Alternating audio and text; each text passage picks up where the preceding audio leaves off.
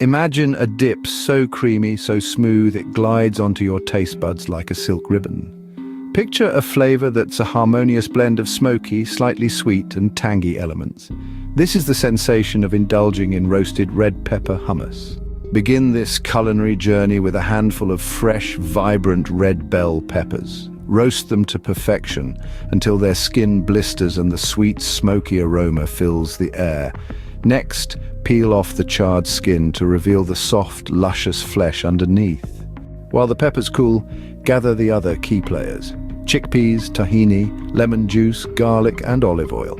These ingredients form the backbone of any good hummus, and they're about to dance harmoniously with the roasted red peppers.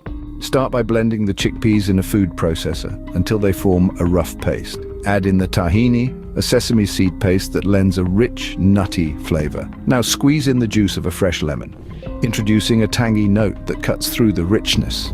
For a kick of flavor, throw in a couple of garlic cloves. Finally, drizzle in some olive oil, the liquid gold that binds everything together. Blend again until the mixture is smooth and creamy. Now it's time for the star of the show, the roasted red peppers. Add them to the food processor and blend once more. The hummus transforms, taking on a beautiful orange hue and an irresistible, smoky, sweet flavor. To finish, season with salt to taste and sprinkle with a dash of paprika for an extra layer of warmth and spice.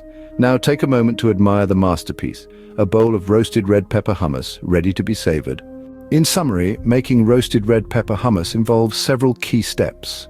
First, roast and peel the red peppers. Blend chickpeas, tahini, lemon juice, garlic, and olive oil until smooth. Add the roasted peppers and blend again. Season with salt and add a sprinkle of paprika for good measure. The result is a dip that's not only delicious but also nutritious. It's high in protein and fiber, heart healthy, and perfect for those on a plant-based diet.